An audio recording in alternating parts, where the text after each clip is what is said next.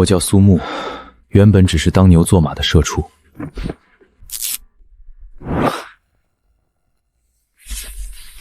没想到一觉醒来穿越大秦皇朝，我本以为凭借自己远超这个时代的知识和见识，穿越过来可以当主角，结果考了20年才中秀才，经商又被抢了家产，本想逃到这北境安度晚年，没想到连儿子儿媳也被北狄人杀了，只剩孙女和自己相依为命。老头儿，你家年轻人呢？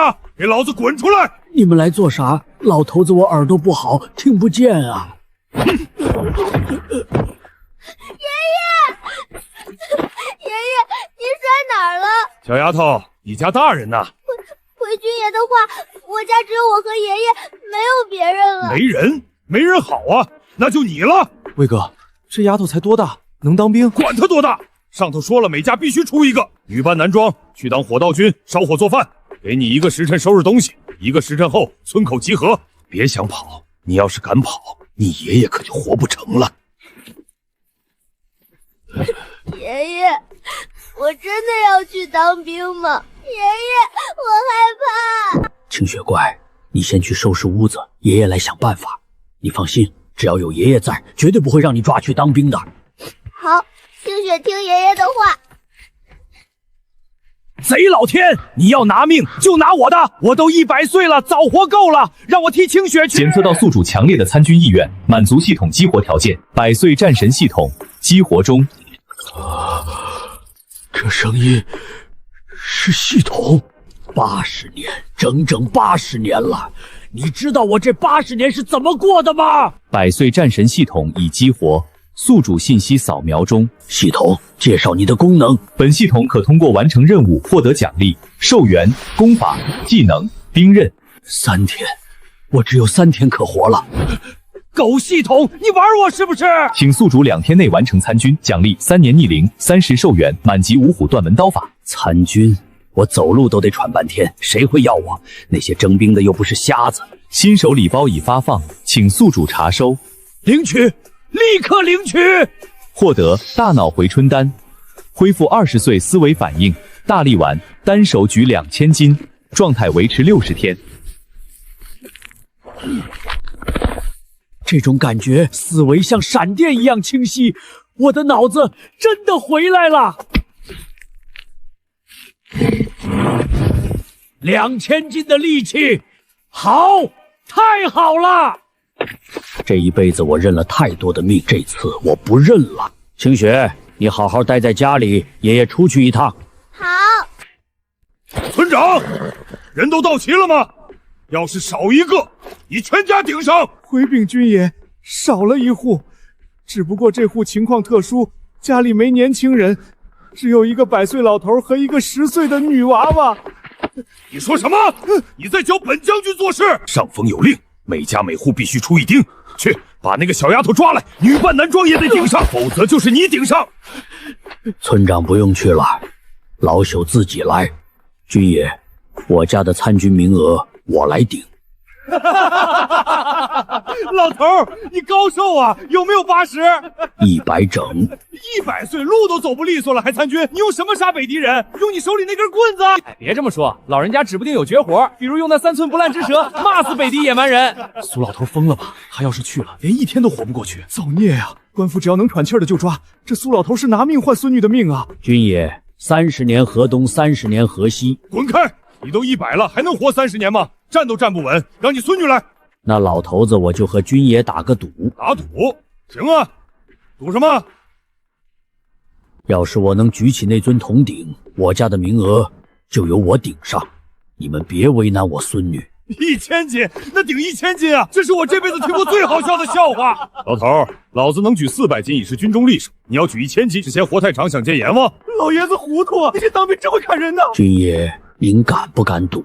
好，你要是能举起来，我韩豹不仅让你参军，还跪下给你磕3个响头，叫你3声爷爷。要是举不起来，老子的刀可不长眼。好，一言为定。他要是能举起来，我当场倒立拉屎。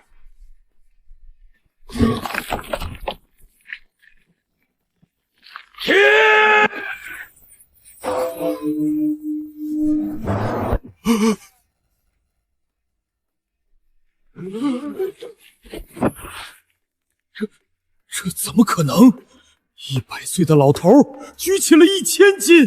天哪！100岁老头竟然能举起1000斤铜鼎，还是单手！这要是双手，不得2、3千斤？这老头到底是什么来头？那鼎该不会是假的吧？假的？你上去搬一下试试。那鼎少说搁这几百年了。苏爷爷，这怎么可能？他平日里走路都喘，怎么就能举起1000斤大饼？人家这叫真人不露相，这年头有点本事谁敢往外说？你们说那百夫长刚才说要磕头叫爷爷，他会不会真磕？嘘，小声点，你不要命了？这老头该不会是使了什么障眼法吧？你把鼎放下。军爷，您答应我的事可否兑现？好，我答应你，让你参军。你先把鼎放下来。还愣着干什么？把这老头带过去，收拾收拾，准备回营。看什么看？你们也想跟着去当兵？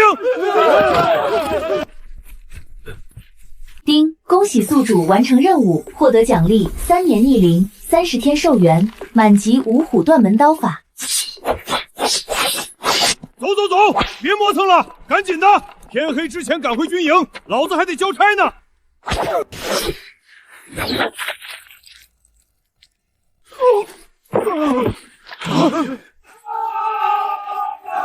这北敌人杀来了！迎敌！随我冲杀，劈开这林子！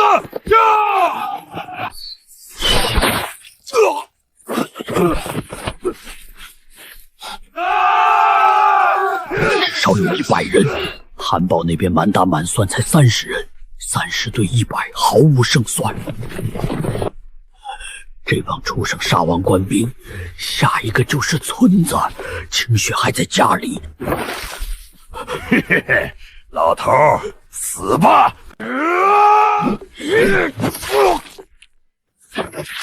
老东西，你找死！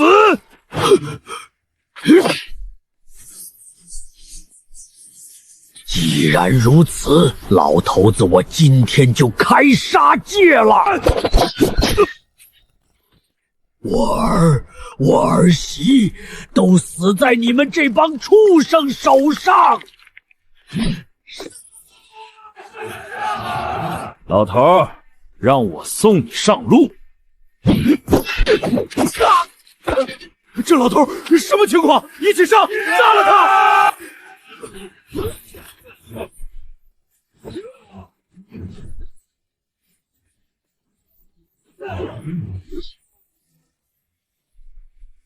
豹哥，你看那边那个举鼎的老头！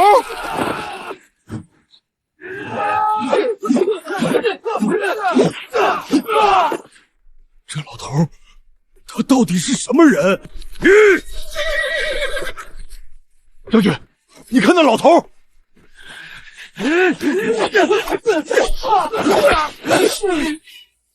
这几个废物，连一个老头都解决不了。将军，让我去一刀宰了他，然后咱们好屠了这村子，抓几个大钱女人回去乐呵乐呵。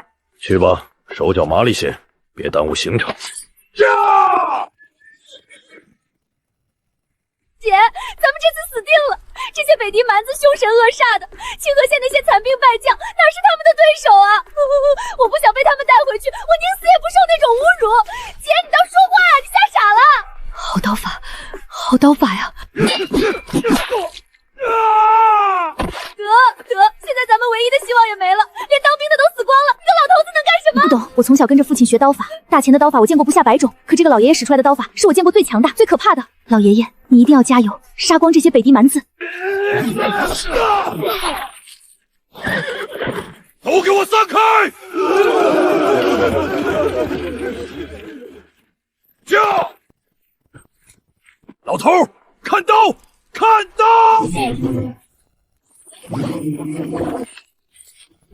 哈，老头，你不是很能打吗？啊，看我一马蹄踢死你！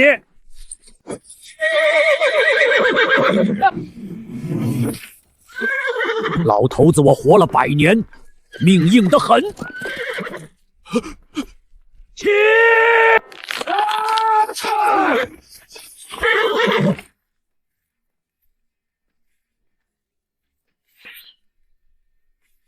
老人家，饶我一命！你刚才那股嚣张的气焰呢？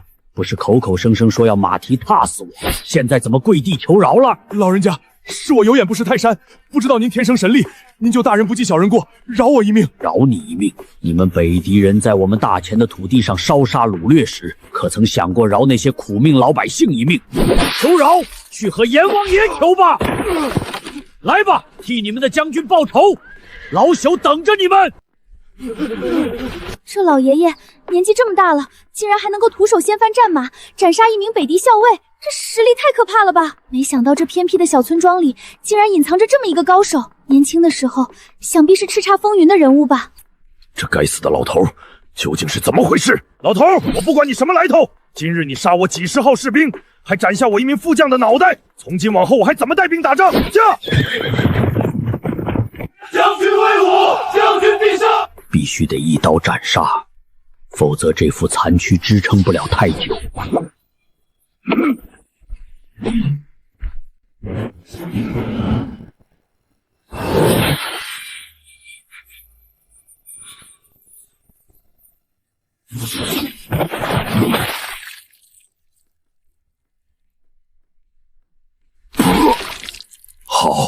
好狠的刀！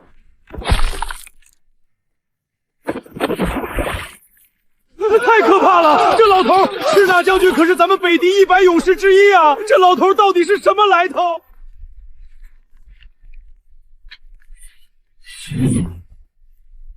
还有谁要杀老夫？速速前来！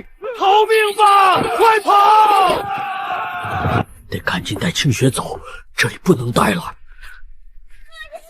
救救我们！救救我们啊！老爷爷，救救我们！救救我们啊！别杀我们！老头子，我只杀北狄蛮子，不杀大钱百姓。多谢老爷爷搭救，我叫萧之夏，这是我妹妹萧之秋。放眼整个大钱军中，能一刀斩杀敌将的人都没几个。这位老人家到底是何方神圣？老爷爷救命之恩，我们姐妹俩没齿难忘。小娃娃，你们赶紧走吧，那些北狄人很快又会找上门来，再不抓紧时间，就真的走不掉了。老爷爷请留步，咱们不能就这么一走了之，得去村子里通知村民们一起逃，那些北狄人绝对不会放过他们的。我只顾着清雪，倒是忘了那帮乡亲。这女丫头心肠倒是热。那边有2匹马，你们骑着去，告诉村里人赶紧跑，往南边跑。那您呢？老朽家里还有孙女要照顾，这件事靠你们2个了。清雪，开门，爷爷回来了。爷爷，您这是怎么了？怎么流那么多血？是被那些当兵的打伤了？清雪别怕，爷爷没事。这些是北狄蛮子的血，不是爷爷的。北狄蛮子，他们杀进村子了，他们会不会像杀爹和娘那样杀我们？清雪放心，那些北狄人全被爷爷杀了。爷爷，您杀死了北狄人！清雪别问那么多了，赶紧去收拾几件衣服，咱们立刻离开村子。乖，动作快点。丁，新任务已发布，请宿主及时查收。主线任务20天内找到大钱军队营地并正式参军，奖励3年逆龄，60天寿元，满级起义。33天，这点时间能干什么？我必须去参军。爷爷，我装好了，咱们走吧。可是清雪怎么办？坐稳了。苏老头，他怎么浑身是血？听说他把北狄人杀了，一个人杀了几十个，连那将军的脑袋都给剁了。真的假的？他都100岁了呀！吴大人，韩豹的尸体在这边。好狠的刀法，一刀毙命，干净利落。大哥，有发现？二弟，你可认得此人？这是赤娜，北狄那个赤娜。没错，赤娜武功不凡，咱们每次与他交手都占不到半点便宜。韩豹那小子竟然能杀了他！你真觉得韩豹有杀死赤娜的本事？韩豹是什么货色，咱们心知肚明。让他去杀赤娜，跟让兔子去咬狼有什么区别？可不是韩豹杀的，那会是谁？他这支队伍里还有谁能有这本事？你仔细看看这道刀痕，这一刀的力量，少说也有1000斤之力。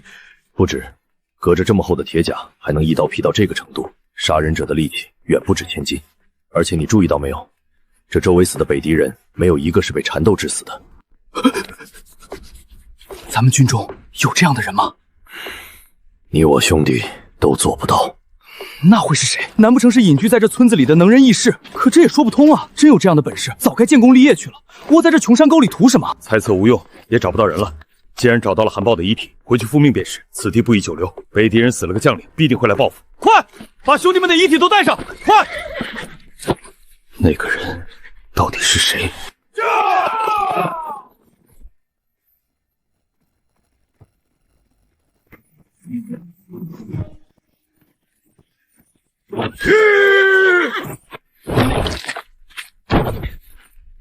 把他们给我带上来！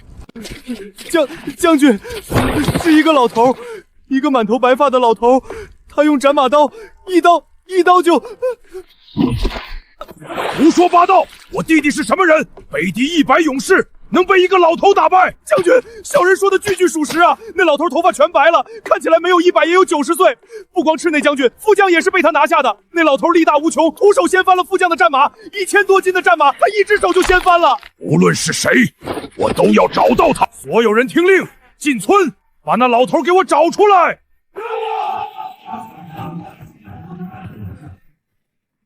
老伯，您打尖还是驻店？驻店。好嘞，您里边请。您的马我帮您牵到后院去，明儿个一早您出门时自行去后院牵就行。拴紧些。您放心，保管拴得紧紧的。驻店，3两银子一碗。哼，3两，这种路边驿站，一间通铺也就20个铜板，这简直是抢钱！掌柜的，您能不能行个方便，让我们爷孙俩10个铜板住一晚上就行？老头，你当我开善堂的？10个铜板，你住我家的茅厕我都嫌亏。掌柜伯伯，您就醒醒吧，我们身上只有那么点钱了。去，别跟我这装可怜，给得起就住，给不起就出去喂熊。你要住店，我倒有个法子，你那匹马卖给我6两银子，这样你住店吃饭的钱都有了。这匹马少说值1200两，6两。这掌柜的是看我年老体弱好欺负，想生吞了我的马。掌柜的，如此一匹战马，你真是会做人。是啊，见人家老爷爷无依无靠的，就想抢东西。要不我给你6两，你把这驿站卖给我，行不行？我又不是不给钱。你可别以为这老爷子好欺负，看到他手里那把刀了没？你要是再乱喊价，当心他一刀把你劈成2半。哼！老爷子，您和小妹妹去那边坐，这里交给我们。给我开2间房，再备一桌酒菜，给你3两银子算便宜你了，赶紧安排，否则……好，我这就准备，马上。老爷爷都安排好了，今晚您好好休息，明天咱们一起上路。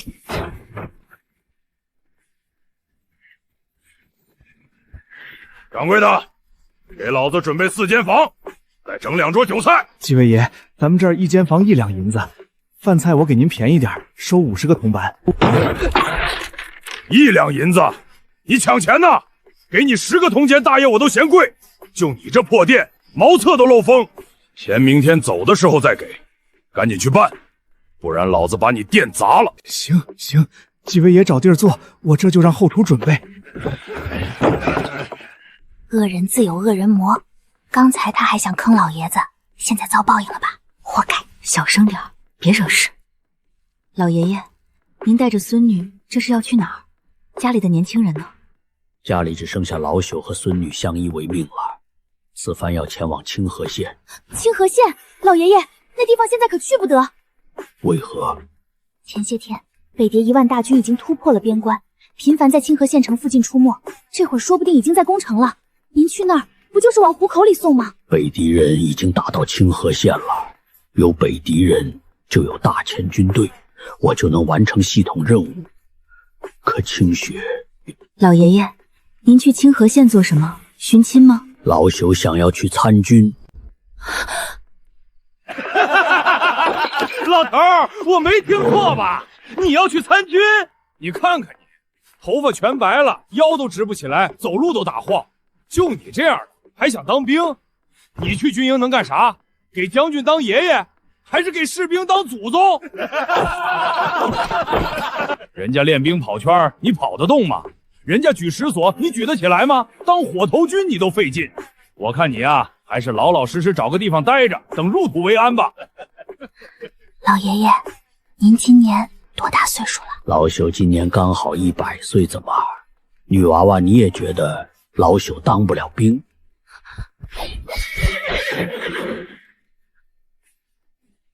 我支持老爷爷，别人不知道您的本事，我知道，就凭您那一刀，放眼整个大前军中，能做到的没有几个。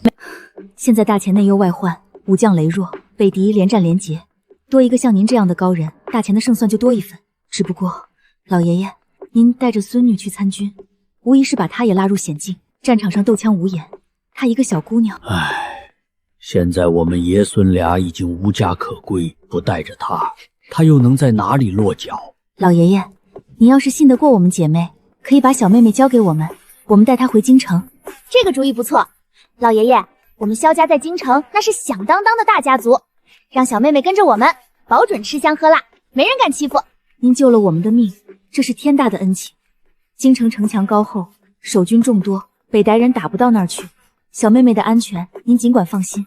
爷爷，我不要离开你，我不去什么京城，我已经没有爹和娘亲了，我不能再没有爷爷了。清雪乖，爷爷不是不要你，爷爷是要去办一件大事，办完了就来京城接你，跟着2位姐姐比跟着爷爷安全。好，老朽信你们，清雪就拜托2位姑娘了。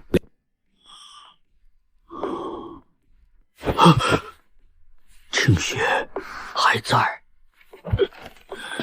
防人之心不可无。昨天的掌柜和几个壮汉，眼神里透着贼光，老朽绝不能大意。萧爷爷，下楼吃早点了，吃完咱们就得出发了。好，你们先下去，老朽叫醒清雪就来。清雪，清雪，清雪，起来了。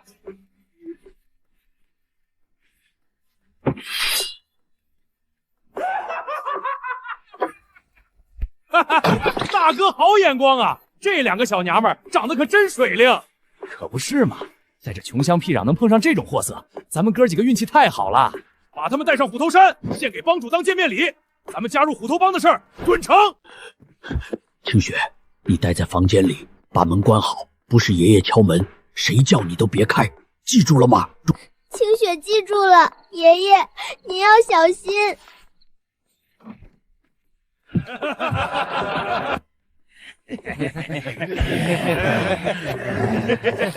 大哥，事不宜迟，赶紧动手吧。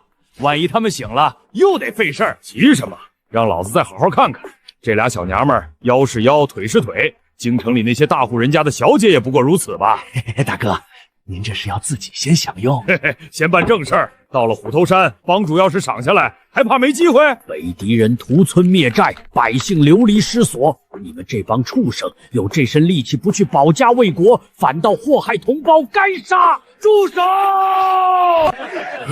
哟，这不是昨天晚上嚷嚷着要去参军的老头吗？怎么兵还没当上就想英雄救美了？老头，我劝你啊，该躺就躺，该睡就睡，别管闲事儿。就他这身子骨，怕是连棺材板都省了，直接挖个坑就能埋。老东西，你手里的刀是烧火棍改的吧？别砍人没砍着，先把自己脚给剁了。兄弟们，你们说这老头要是上了战场能干啥？往敌军面前一站，被敌人一瞧，哟，大田派了个老祖宗来送死。老头，我给你个机会，我说到3。你从老子眼前消失，回房睡觉。要是还不识抬举，哟，还真下来了。老头，你是真的不怕死啊？你要是死了，你那个小孙女怎么办？要不要我们哥几个一并帮你照顾了？对，顺便把那小丫头也带上山，养几年，说不定比这俩还水灵。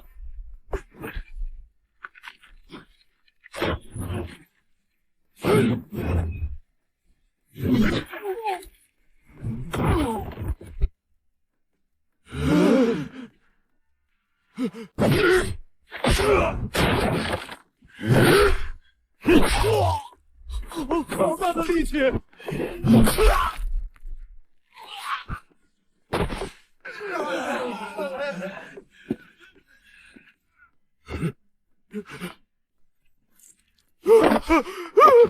老人家，饶命！饶命啊！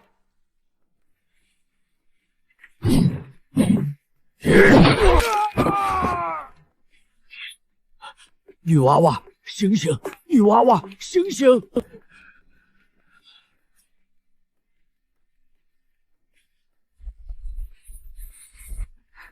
老爷爷，我们这是怎么了？我的头好晕，难受的很。这帮人在你们早点里下了药，想把你们绑走，送上什么虎头山？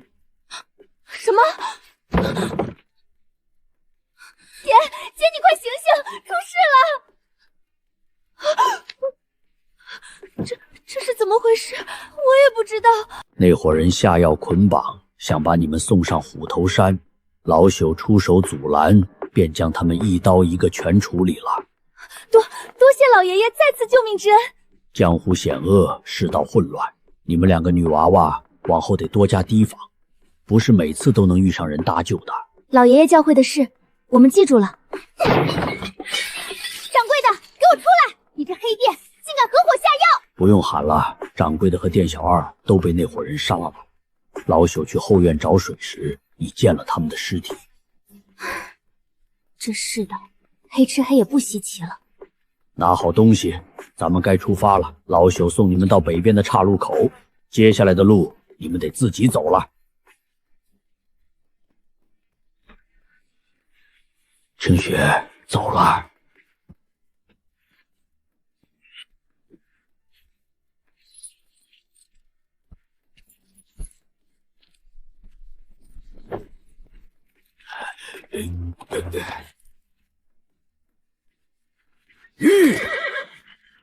老爷爷，从这里到清河县还有几天的路程，您一路上多加小心。这里距离京城路途遥远，你们路上千万小心，世道不太平，能绕就绕，能躲就躲，不要逞强，不要多管闲事。还有，帮老朽照顾好清雪，老朽拜托2位了。老爷爷，您2次搭救我们，这份恩情一辈子都还不完。我们一定会把清雪妹妹安全带回京城，好生照顾。您放心。对，老爷爷您放100个心，从今往后，清雪就是我们的亲妹妹。好，老朽打完仗一定去京城找你们。爷爷，不要丢下我！清雪乖，爷爷不是不要你，爷爷要去办一件大事，办完了就去接你，跟着2位姐姐比跟着爷爷安全。爷爷，你一定要来接我，一定要来！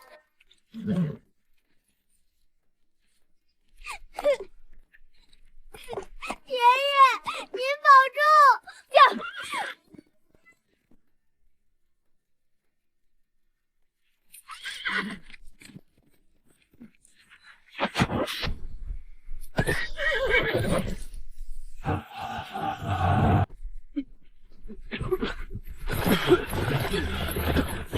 王友步兵营，张三长水营。总算到了，接下来就是想办法登记入伍，完成系统的任务。老人家，您来这儿作甚？你们有事？老人家莫怪，从您一出现，我们兄弟就注意到您了。看您牵着高头弼马，手持斩马刀，敢问您可是来参军的？对，老朽的确是来参军的。老人家，您是这个？看您这年纪，早说也有8、90了吧？都这把岁数了，还想参军保家卫国，我赵铁牛服了。刚才我和长风还在猜您是不是来寻亲的，不过老人家，您都这么大岁数了，哪能让您上战场啊？这些事儿让我们这些年轻人来就行。您老人家哪儿来的回哪儿去，在家喝喝茶，晒晒太阳，等着我们打胜仗的好消息就行了。多谢小伙子的好意，国家兴亡，匹夫有责。老朽虽然年过100岁，但尚有一颗杀敌报国的心。老朽若能杀敌1人便赚了，若能杀敌2人，便是老天爷赏的。好一句国家兴亡，匹夫有责。老人家，您这句话让长风肃然起敬。朝廷上下若能有您一半的心思，大钱百姓也不至于陷于水深火热之中。你们呢？看你们这样子，不像是被抓壮丁来的。老人家，您看人真准，我们不是被抓来的，我们是自己来参军的。北狄蛮子在咱们土地上烧杀掳掠，咱们年轻人难道缩在家里当缩头乌龟？俺赵铁牛就是要参军，把这些蛮子赶出去。我和铁牛是同乡，我们在家待不住了，相约来投兵，哪怕当个马前卒，也比在家干瞪眼强。老人家，俺叫赵铁牛，俺兄弟叫顾长风，咱们一起去报名吧。好。真是奇怪，怎么连个自愿报名的地方都没有？很正常，这年头抓壮丁把百姓都抓怕了，朝廷压根不信有人会自愿来送死，所以没设报名点。你们3个怎么回事？不好好排队，在这瞎转悠什么？军爷，我们不是壮丁，我们是自愿来参军的。自愿？这年头还有人自愿参军？你们该不会是北狄人的奸细吧？你说什么？你这厮真是狗嘴里吐不出象牙！我们抱着保家卫国的心来参军，你却说我们是奸细，我看你是讨打！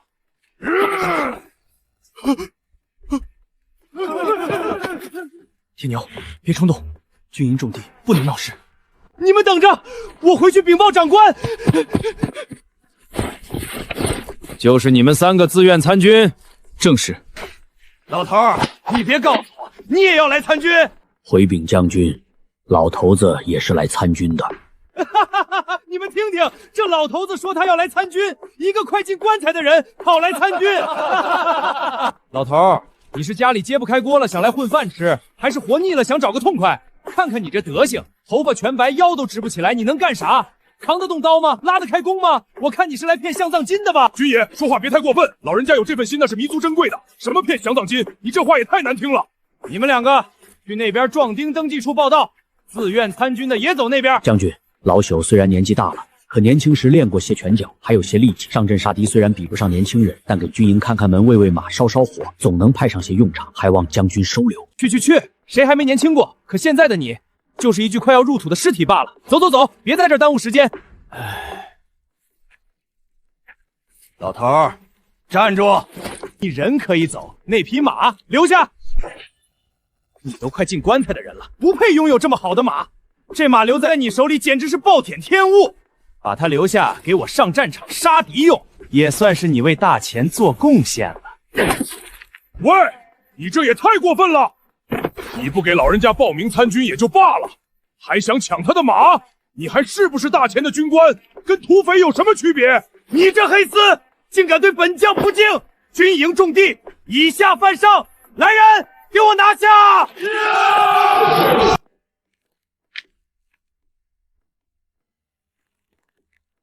来得正好，俺正愁没处撒气呢。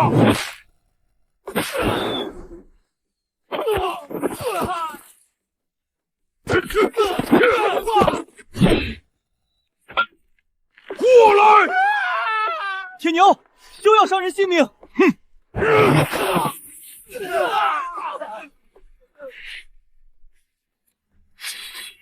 住手！将军，让你办个登记，你给本将搞成这样，真是成事不足，坏事有余。退下！可惜没能把他暴揍一顿，便宜他了。铁牛，少说2句。这家伙竟能以一敌十，这份武力在军中也是顶尖，入先锋营必有大用。3位既然是自己来参军的，本将十分欢迎。当下大前军中最需要的就是你们这样忠心报国的义士，你们去那边登记即可。此人倒是会办事，看上的怕是铁牛这身力气，我这老骨头不过是添头。老人家，您年事已高，征战沙场这种事实在不适合您了。不过您一腔热血，本将也不忍拒绝。这样吧，您就编入火头营，如何？火头营虽然不是正面战场，但全军的吃喝拉撒都靠他们，也是替军队效力，替国家分忧。一切听从将军安排。将军，这匹马老朽就贡献给军队了。它本来就是战马，战场才是它的归宿。这的确是一匹好马，老人家一片好心，本将替军队收下了。来人，带老人家去登记，编入火头营。你们2个编入先锋营。姓名苏木，年龄100岁。籍贯青州府清河县秦家村。拿着这个去伙房报到，伙房在营地东南角，顺着这条路一直走，看见冒烟的地方就是。恭喜宿编逐入大前军成功完成任务，获得奖励3年逆龄，60天寿元，满级奇系。虽然看起来还是白发苍苍，但这骨头里的酸痛轻了，呼吸也顺了，力气正在回来。满级奇数，这种感觉就像这些技巧已经刻在骨子里几10年一样。新任务已发放，请在火头营打卡30天，期间正常履行火头军职责。任务奖励：3年逆龄，100天寿元，大脑回春丹武，大力击5满千霸王枪法。霸王枪法1寸长1寸强，战场上确实比刀好用。30天不难。老人家，您找谁？是不是走错地儿了？老朽是来报道的，火头营。报道？您分到咱们这儿？老赵，快来人！新来的到了！嚷嚷啥？谁来了？就这，老李，你跟我说新来的，就这。老人家，您今年高寿啊？100岁。100岁？您这100岁的老爷子来火头营能干啥？咱这不是养老院，劈柴您劈得动吗？挑水您挑得动吗？那口大铁锅您端得起来吗？得，上头分下来的，咱也不能不收。老李，带他去领被褥，找个地方安顿，明天一早干活。这年头，壮丁抓完了，连100岁老人都往里塞，这仗打的，老人家别往心里去。赵火头就这脾气。走，我带您领东西。衣裳大了点，凑合穿吧。咱们火头营条件差，比不得战兵营。营帐在那边，里面住着5个老兵，您自己找个空铺。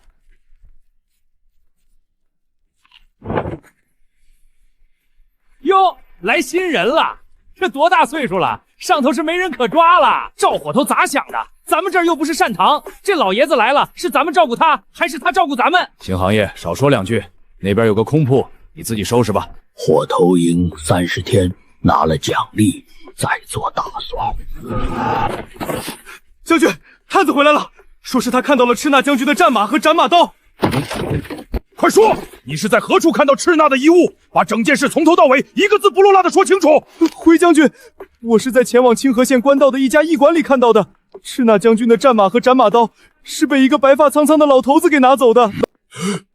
又是老头？那老头什么来头？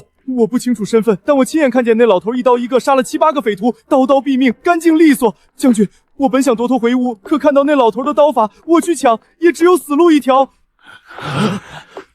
一个老头？你没看错吧？有没有可能是乔装打扮的？绝对没有。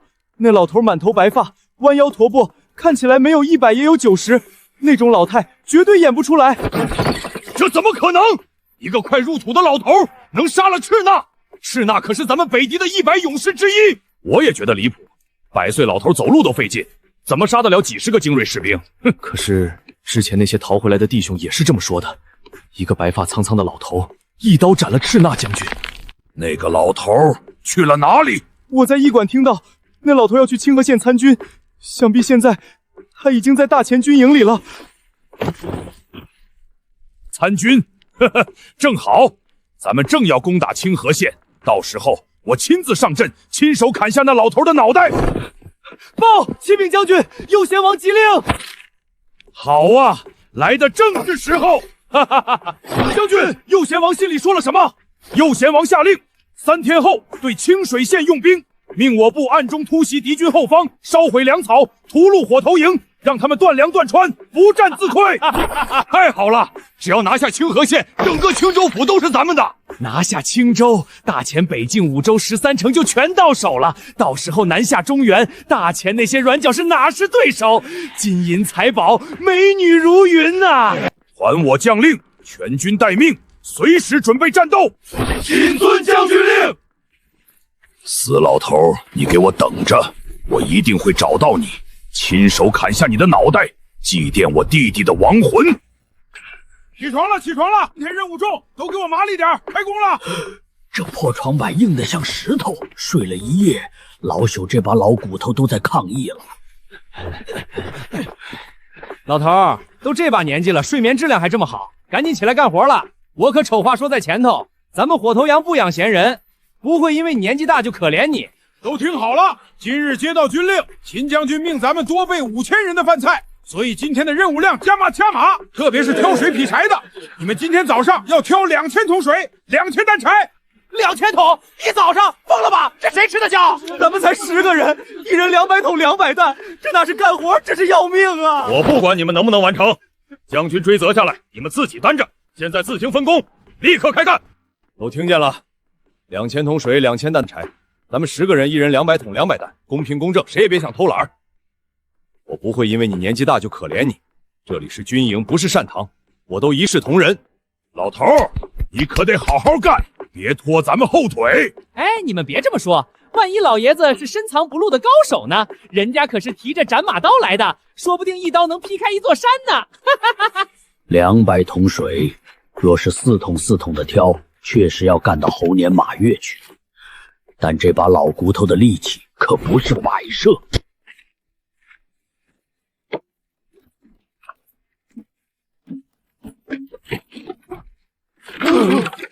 这老头在干啥？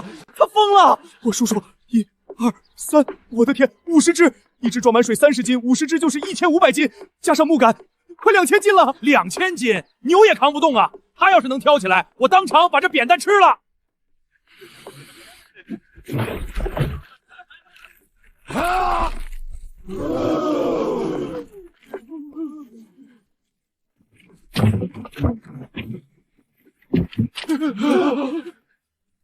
你们在干什么？为何不操练？大人，你看那边那个老头。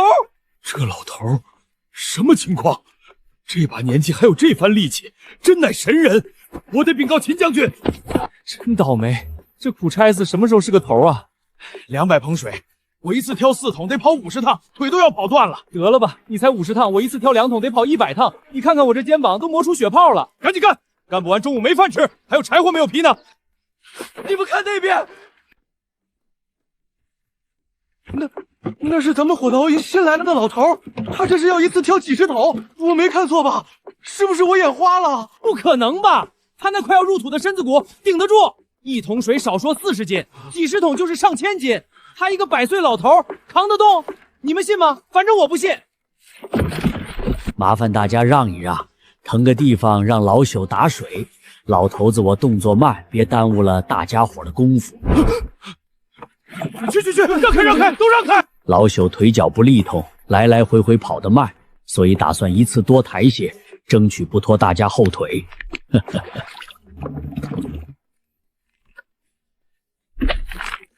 老头，你真的能？哈！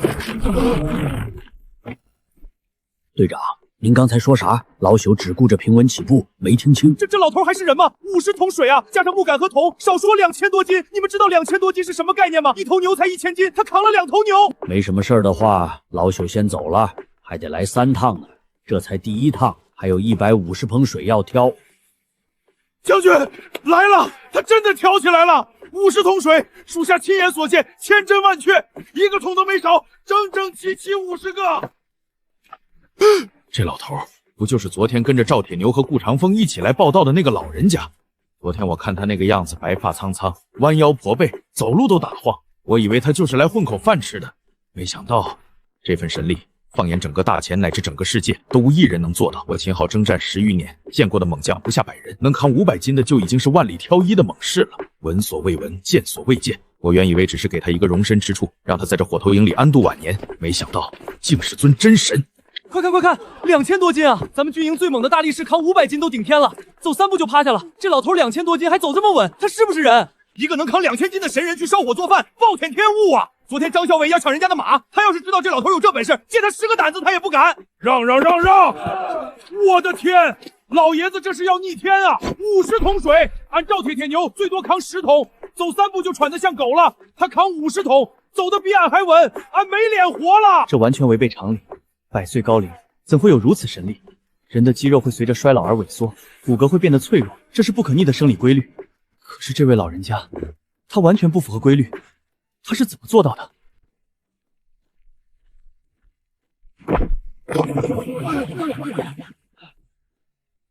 让开！苏老先生，您这实力，当真是让秦某开了眼界。秦某活了30多年，自认为见多识广。今天才知道什么叫人外有人，天外有天。这火头军的位置，怕是容不下您这尊大佛了。我征战10余年，打过大小仗不下100场，见过的猛将如云，有能扛300斤的，有能扛400斤的，最猛的一个能扛500斤，我当宝贝一样供着。可能扛起2000斤重担的，一个都没有。别说见过，听都没听说过，更别说是一个100岁老人。苏木参见将军。老爷子不必多礼。您这岁数是我的2倍还多，该是我向您行礼才对。老爷子，您这力气是天生的还是练出来的？您要是不方便说，就当秦某没问。回将军，老朽年轻的时候就有些力气在身，加上常年干苦力，挑水劈柴扛粮食，年头子久了，便把力气练出来了。不过是些苦力气罢了，不值一提。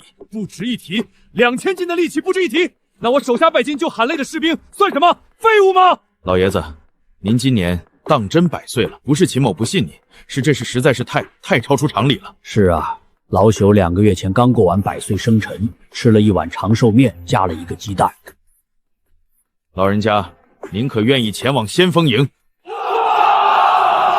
我的天！秦将军亲自邀请这老头去先锋营，那可是精锐中的精锐啊，不是什么人都能进的。整个军营几千号人，先锋营只有300人。这老头都100岁了，上战场能行吗？力气大归力气大，打仗又不是光靠力气，一枪无眼，他跑得动吗？躲得开吗？怎么不行？就凭他这身神力，战场上扛着长杆一扫一大片，北敌人骑马冲过来，他一杆子扫过去，连人带马全放倒，说不定能成为一代传奇呢。老朽不去。将军的美意，老朽感激不尽。不过现在，老朽还不想去先锋营啊。以您这番神力，在先锋营才能发挥出最大的用。您知道先锋营是干什么的吗？是冲锋陷阵的，是冲在最前面的，是需要最强的士兵的地方。您这身神力在先锋营就是一把尖刀，能捅穿敌人的心脏。在这火头营里劈柴挑水，简直是暴殄天物，是天大的浪费。系统任务要求在火头营打卡30天，30天后才有奖励和寿元。现在去先锋营，任务就失败了。30天后，我就能再年轻3岁，多活100天，还有霸王枪法，这些才是保命的本钱。现在说实话，他定会当我是妖孽。一个100岁的老头能扛2000斤，已经是怪物了。再说系统的事，他不得把我当妖怪烧了？回将军，老朽年纪大了，虽有一身力气，但毕竟年事已高，脑子不灵光，反应慢，身子骨也跟不上，跑不动了，躲不开了。一旦到了战场上，恐怕拖大军后腿，到时候不但杀不了敌，反而连累了弟兄们，那就罪过了。让老朽在火头营再待些日子，熟悉熟悉军营的规矩。等时候到了，老朽自会去找将军。老朽说话算话，请将军放心。既然老爷子不愿意，本将军也不勉强。每个人都有每个人的想法，强扭的瓜不甜。都看什么看？不用操练了，都各自回营吧。再让我看到谁在这站着看热闹，罚跑10圈。让！老爷子，您为啥不答应啊？您要是来了先锋营，咱们3个就能一起上战场杀敌了。您想想，您在前面扛着大杆子一扫，我和长风跟在后面捡人头，那多痛快啊！就您这神力，战场上哪个小兵顶得住您一拳？一拳下去，连人带甲全飞了。是啊，老爷子，您在这火头营里，每天不是挑水就是劈柴，干的都是粗活。挑水劈柴烧火起菜，以您的本事在这里太屈才了，那不是糟蹋了吗？现在还不是时候，等时机成熟了，老朽自会去先锋营找你，你们先好好干，在先锋营站稳脚跟，等老朽去了也有个照应。老爷子，您可别让俺等太久呀，俺这人性子急，等不了，俺还等着跟你一起杀敌呢。老爷子，这火头营里要是有人敢欺负您，尽管来找俺，俺在先锋营第3队，记住了，第3队。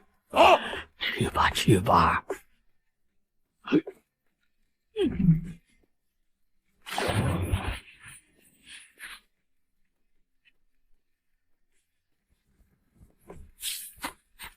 将军，这老爷子真不拉来先锋营，属下觉得这样的人放在火头营实在是太浪费了。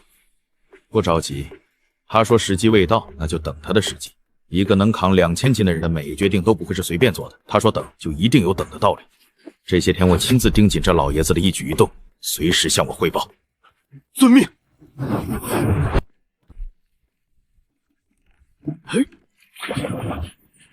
这100岁的身子骨，哪怕有大力丸撑着，皮肉还是嫩了点儿，经不住这么磨。老了，真是不中用了。真是没想到啊！本以为这老头会拖咱们后腿，结果人家4趟就搞定了200桶水，4趟啊，1炷香的时间，咱们反而成了拖后腿的了。咱们这些人还不如一个100岁的老头，说出去都丢人。可不是嘛，我到现在才挑了60桶，腿都快断了，骨头都在响了。你说咱们这些年轻人丢不丢人？喂，一次挑6桶，挑得起来吗？之前还羞辱老爷子，你可别闪了腰啊！闪了腰，我们可不抬你回去。你住海边啊，管得这么宽？赶紧挑你的水去！再多嘴，我1桶水扣你头上！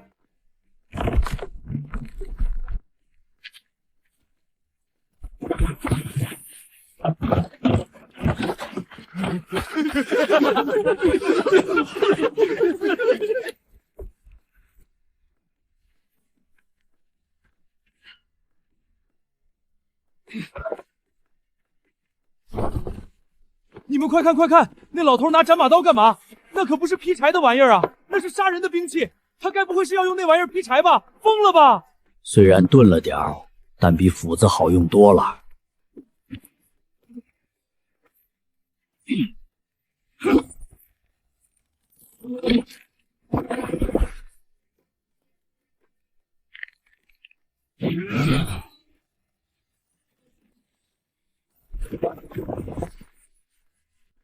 这老头还是人吗？5根一刀劈，5根啊！大腿粗的5根，一刀全劈开了。他不是人，他一定是妖怪变的。拦住他，别让他把营帐掀翻了！绳子，拿绳子来！快点！看血马，那是秦将军从北境外抓回来的神驹，听说要献给皇上的。野性熏得很，已经踢伤了7、8个士兵了，谁也靠近不了。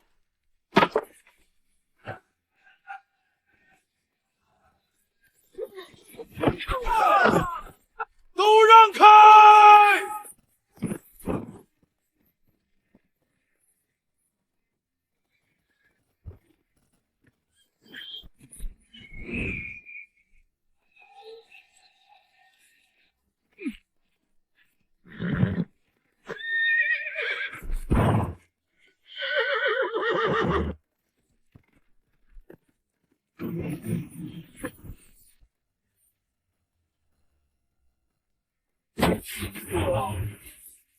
将军，你没事吧？将军，快叫军医！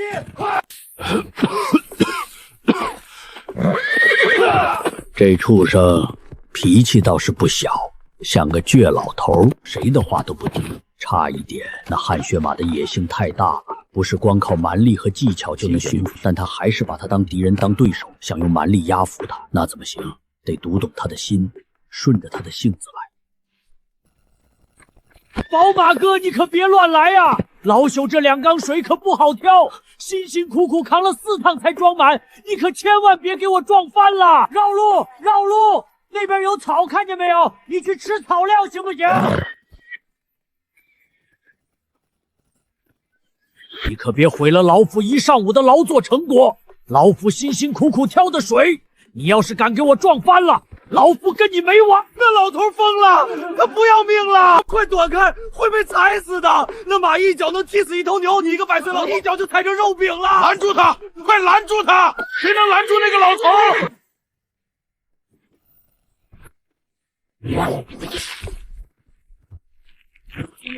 给我停下！天哪，他把马拽住了，那可是汗血宝马，力能拖车的汗血宝马。一个100岁的老头把汗血宝马拽住了，我不是在做梦吧？我的个亲娘嘞！老爷子这是吃了龙胆还是喝了虎血？汗血宝马呀！秦将军都被甩下来了，他能拽住？俺铁牛服了，彻底服了！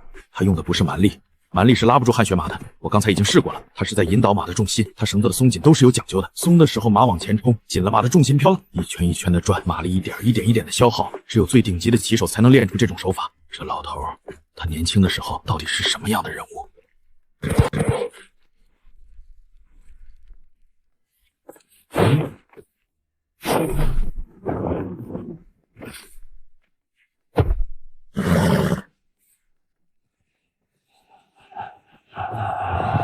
老爷子加油！驯服他，驯服他！嘘，没事了，没事了，老朽不会伤害你。老朽知道你不是坏马，你就是脾气大了点儿，性子倔了点儿。没事，不转了，不跑了，歇一歇。将军，这马性子烈，得好好磨练。不过一旦训好了，在战场上会让将军如虎添翼。它是一匹好马，千里挑一的好马。只要方法对，他会是将军最忠实的伙伴。将军，老朽告退，还有1半柴火没劈呢。今天任务重，劈不完中午没饭吃。立刻让人去查这老爷子的身份背景，他年轻的时候是谁？他经历过什么？他这一身本事是从哪里来的？我全部都要知道。我一定要知道他年轻时到底是个什么样的人物。老爷子，你可真行啊！你这骑马的本事，我看比起咱们秦将军都要更胜一筹。老爷子，您到底是哪里人啊？您这一身本事跟谁学的？年轻时是不是在军中待过？我猜您年轻时一定是叱咤风云的大人物，要不然怎么100岁了还这么猛？年轻的时候啊，老朽去考过秀才，考了20年没考上。后来下海经商，做了10年生意，结果碰上土匪，一夜之间全抢光了，人财两空，只好隐姓埋名跑到村子里耕田放牧，一待就是几十年。这一身本事就是那时候练出来的。平日里也喜欢舞刀弄枪，不过嘛，都是些皮毛，算不得什么。老爷子，从明天起，那些粗活你就不用干了，你到厨房里帮厨，打打下手，切切菜就行。多谢头的好意，老朽不能离开劈柴挑水这组。为何？老爷子，劈柴挑水可是咱们火头营最累的活，您这一大把年纪。头，老朽刚来这组，才干了1天活就被调上去干轻松的，对咱们组的兄弟不公平。到时候个个把有序的兄弟闹起来，对咱们火头营的团结不利。而且老朽很喜欢这劈柴挑水的活，每天活动活动这身老骨头，出出汗，浑身舒坦，说不定还能多活几年呢。好吧，既然如此，你就留下来继续干。都散了，都散了。听说徐总兵要来咱们营地，那位的嘴可是出了名的刁，不把饭菜弄好点，咱们又得挨骂。秦将军，征兵一事进展如何？回禀总兵大人，所有征来的壮丁均已登记在册，分配到各营，花名册在此，请大人过目。罢了，秦将军办事，本总兵放心。眼下有一事需要秦将军安排下去。何事？难道是要出兵夺回豫州？现在出兵，新兵刚入营，还没来得及训练，拿什么去打？所以出兵一事往后再议。时机不等人啊！探子来报，北敌大军已蠢蠢欲动，咱们要是不先发制人，恐怕会陷入被动。那些新兵负责守卫即可，正面迎敌还是靠咱们的老兵。好了，秦将军，这军营里还轮不到你来发号施令，具体怎么做，本总兵心里有数。明日给你们1天的时间，挑选1000精兵，后日一早随本总兵押送那匹汗血宝马进京，献给上。总兵大人，使不得啊！如今大战在即，岂能随意调兵遣将？更何况调西调，这一来一回，少说2个月。万一北敌大军趁虚而入，军中精锐不在，请总兵大人三思。请总兵大人三思。哼，你们反了天了！这是本子兵的命令，不是跟你们商量。挑选精锐，送马上京一事就这么定了。尔等速速退下，办事去吧。我不想再说第2遍。末将遵命。哼，我一个堂堂总兵，还调不动你们几个？岂有此理！这徐世贵也太儿戏了。大战在即，不谋划如何迎敌，反倒要抽调精锐去给他压马。压马那是献给皇帝的，他这是拿军国大事当自己的升官阶梯。将军，您小声点，隔墙有耳。总兵大人的行事风格，您又不是不知道。咱们要是不奉命行事，恐怕会被他治一个违抗军令的罪。忍一时风平浪静啊，将军。有此种兵，我军岂能不败？也罢，也罢，明天按照总兵大人的要求，挑选1000精锐吧。人老倦少，到点儿了，天一亮就醒。想多睡一会儿都睡不着，身子骨就跟上了发条一样。比起昨天2000桶水、2000担柴，今天这任务量少了一半都不止。100桶水也就2趟，50桶1趟，2趟完事儿。50担柴小半个时辰的事儿，今天能歇歇了。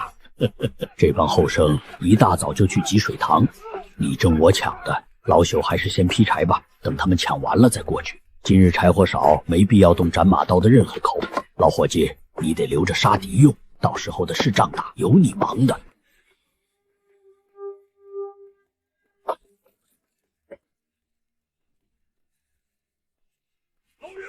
老爷子，您这腿脚真利索。俺和长风才练完早操，跑步跑的腿都要断了，您都干完了，俺连早饭都还没吃呢。你们2个大清早跑火头营来做什么？就不怕先锋营的将军责罚跑操时间私自离队？那可是要挨军棍的。嘿嘿，俺们跟校尉请了假，说来看个老乡。校尉知道俺们跟您认识，大手一挥就准了。老爷子，此番前来是有一事想向您请教。今早李都尉召集先锋营，要挑1000名精锐，听说是要跟着徐总兵前往京城，事关重大，我们拿不准主意。不知道清雪和萧之寒2姐妹到达没有？路上安不安全？有没有人欺负他们？要是能跟着去，说不定能见上一面，看一眼就好。怎么，你们选上了？我们没去选，不过有这个想法。秦将军要我们自愿报名，去不去全凭自己，只是拿不准，想听听您的意见。老爷子，要不您跟俺们一块去选？您要是去了，肯定能中。您这驯马的本事，谁比得了？到时候咱们3个一块上京城。俺听说京城可大了，酒楼遍地，一条街都走不完。还有那什么瓦舍勾栏，唱戏来说书的、耍把式的，啥都有，比这破军营强100倍。现如今北狄大军压境，数万铁骑就在边境上磨刀霍霍，对青山县虎视眈眈。这总兵大人作为义军主帅，为何突然要抽调精锐上京？作为总兵，岂能随意脱离大军？这里面一定有文章。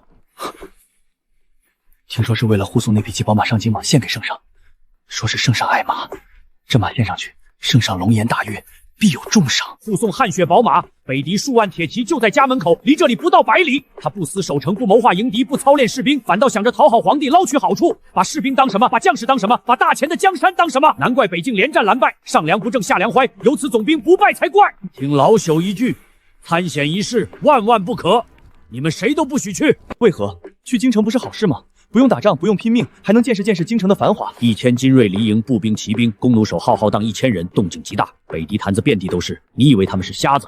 他们看得清清楚楚。你以为他们不想截杀大钱的总兵，不想抢夺献给皇帝的宝马？他们会在半路设下伏兵，选个地势险要的地方，两边山上埋伏好，等队伍一进去，滚木辽石一放，弓箭射是1000人，能活着回来的不到1半。北狄人会放过截杀总兵、抢夺宝马的机会吗？绝对不会。那徐总兵他就不怕死？他想得到，但他根本不在乎。在他眼里，1000精锐的命，1000条活生的人命比不上那匹马。马送到了，圣上高兴了，他就能生发财，就能加官进爵。至于路上死多少人，他不关心，只要他自己活着，马活着就够了。老爷子所言甚是，多谢指点迷津。若不是您提醒，我们兄弟俩恐怕已经中了圈套。俺听老爷子的，不去了，留在营里杀蛮子。北狄人要是敢来，俺赵铁牛第一个冲上去。听说了吗？要把精锐抽上去送马，北狄人都快打到门口了。探子说就在100里之外，这仗还怎么打？精锐都走了，剩下咱们这些新兵蛋子拿什么守？这不是把咱们往火坑里推吗？小声点，让整兵大人听见就没命了。他要是听见有人说他坏话，轻则打军棍，重则……北狄大军已从豫州开拔，2万人直奔清河县而来，全军集结，随我迎敌。大田的将士们，保家卫国的时候到了，都忙起来！大战在即，咱们火干营除了做饭，还要守卫后方粮草，时刻提防北狄人潜入。每人领一把刀，刀在人在，刀丢了提头来见。老爷子，这刀有点分量，差不多5、6斤，您拿稳了。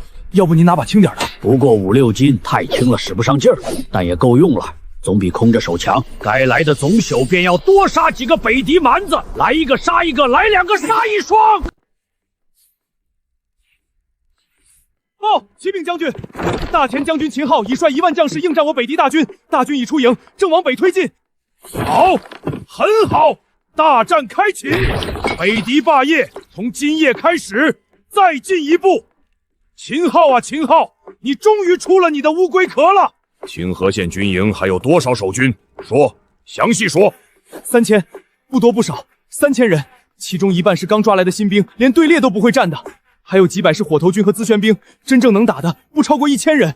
哼，将军，听说大前军队最近到处抓壮丁，连50、60岁的老头都不放过，但凡能喘气的都往军营里塞。这说明什么？说明他们兵源枯竭，战斗力空虚，青壮年都打光了，只能拿老头子充数。末将估摸着，那3000守军里至少1半是刚入营的新兵蛋子，连怎么使刀都还搞不明白。将军，传我将令，全体集结！今夜就今夜，杀入大前军队后方，烧毁他们的辎重粮草。我要让他们断粮断穿，3天之内不战自扩。我要让秦昊回头的时候，发现他的家已经被烧光了。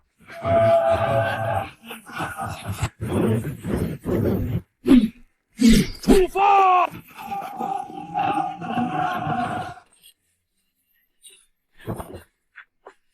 老爷子，你还不睡？都3更天了，明天还得干活呢。年纪大了，睡不着，磨刀，刀刃钝了就不好使了。有机会的时候多杀几个北狄蛮子，老家伙也该活动活动了。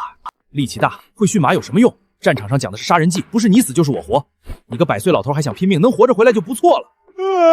老爷子，那你可得注意点。听说那些北狄蛮子个个骁勇善战，从小在马背上长大的，杀人不眨眼。您这把年纪可放心，老朽活了100年，什么都怕，就是不怕死。100岁了，从没有做过缩头乌龟。啊！北狄人杀来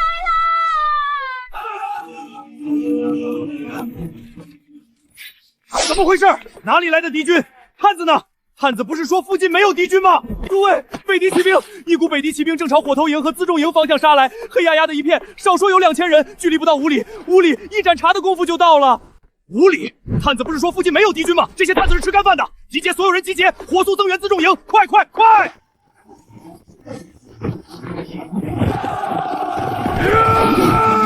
冲进去，烧光他们的粮草，杀，一个不留！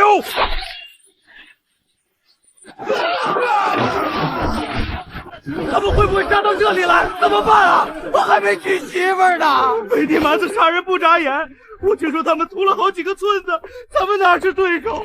我不想死，我家里还有老娘还一个人在家等我回去。打仗越怕死越会死，面对凶狠的敌人，唯有鼓起勇气，以命相搏，才能获得一线生机。缩在后面等死，还不如冲上去拼命，拼还有活路，缩必死无疑。老爷子，你去哪里？你不要命了？那边全是北狄蛮子，你一个人去送死吗？与其坐以待毙，等着他们杀过来，倒不如主动出击，杀退那些北狄蛮子。老朽活了100年，够本了，死也要死在冲锋的路上。